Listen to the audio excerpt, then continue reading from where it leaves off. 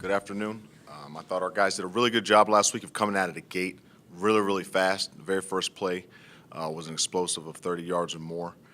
I think we shot ourselves in the foot a couple times with we had false start. I think we had that a number of times. We had some pre-snap procedure penalties, but we were able to overcome them once we got the run game going, and then the ability to throw the football down the field really, really helped us. In addition to converting on third down, I think that was probably the most noticeable difference between these past couple of weeks. Is our success on third down was much better last week than it was in weeks past, which allowed us to get some momentum. In addition to our defense, playing really well and getting us those 3 turnovers. Looking forward to this week's opponent. They're a very disciplined football team. Statistically, they're very, very sound. They're going to challenge you to beat them in man coverage. And you got to win the one-on-one battles when you play a team like that, just because they're really good at their craft.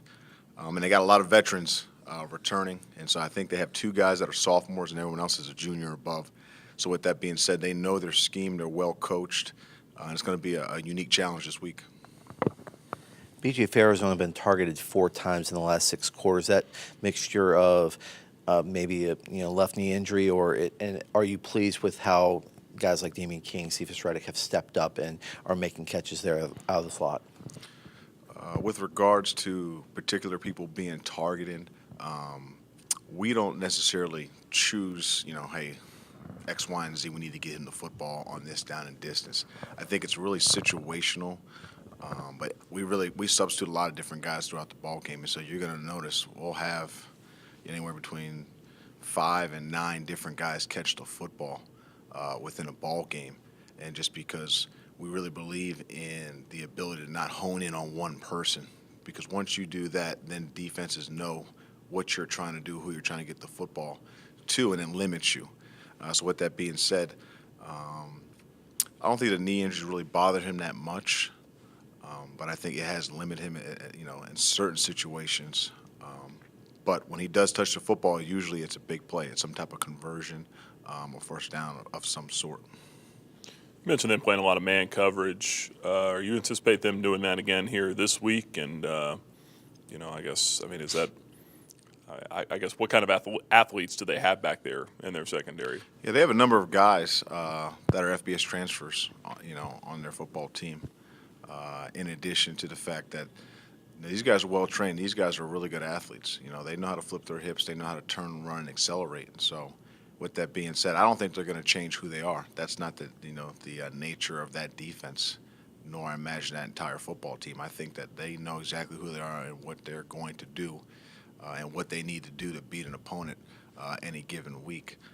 So, with that being said, do I see things changing from them? I can't say very much, but I could be wrong. We won't know until Saturday, at 3:30. Thomas Kennedy hasn't been featured a lot in the offense, but can you speak about how big that reception was on that 97-yard drive to catch a pass like that when Buck's on the move, and then what he's done in the run game as a leader, as a senior in this group? Yeah, certainly that was a clutch catch right there, backed up. I want to say we were inside our own 4-yard line when he caught that football. And, from the quarterback position, we train those guys to always, be prepared for that situation. If you're backed up, it's not always the best idea to run the football. Sometimes you got to chuck it to get it out of there. And, we just call, a typical play action pass there. And all week long, we worked the contingency throws, and that was the contingency throw if there was any pressure in his face. And so Buck did a really good job of buying himself some time to get it to the outlet, in which we were busting Tom's chops because he got 3 receptions in that one play. He caught it 3 different times, but he definitely moved the chains, which got us out of that situation. In addition to his leadership, he's been great. He's played a lot of football here in his time at Liberty, and he's served a number of different roles.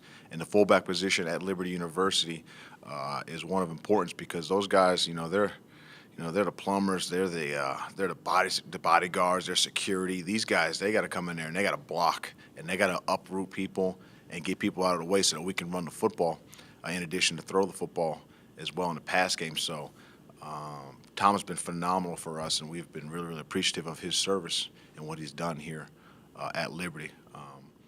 But the fullbacks, they're going to get the football every once in a while, but they know their job is to, to be the escorts, so to speak.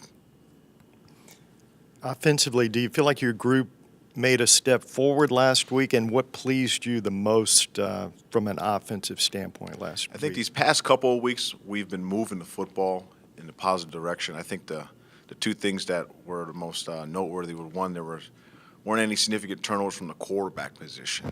We turned it over. Don't get me wrong, we fumbled it. But we didn't force any footballs into double coverage.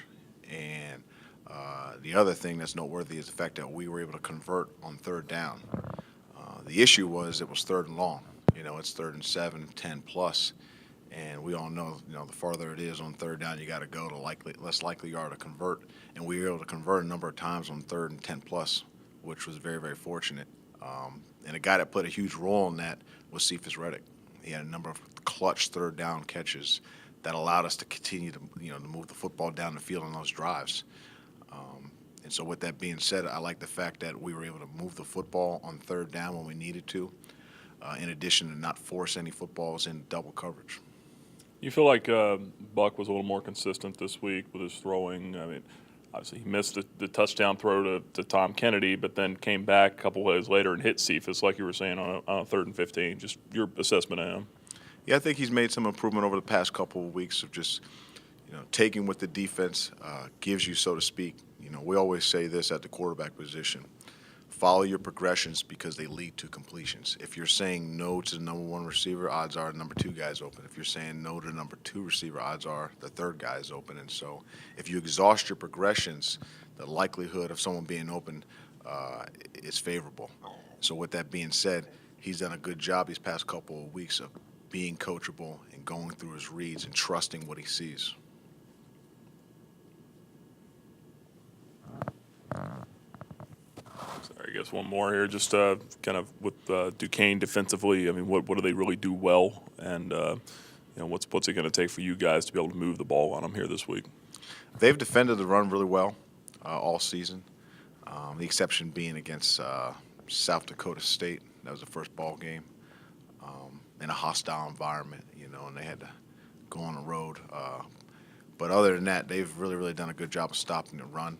I think, their most vulnerable areas are when, balls are being thrown deep, and guys, it's 50-50 catches, for the offense and defense. And so that's where they've been hurt in weeks past. But for us to have success, we got to do what we did last week. We got to be able to run the football. We got to get more people committed to defending the run. And once we get into those situations, then we know that we have the defense on their heels because they know what's coming at them. In addition to converting on third down, and that's what's going to be big. Run the football and convert on third down, and don't turn the ball over, and we should be in pretty good shape.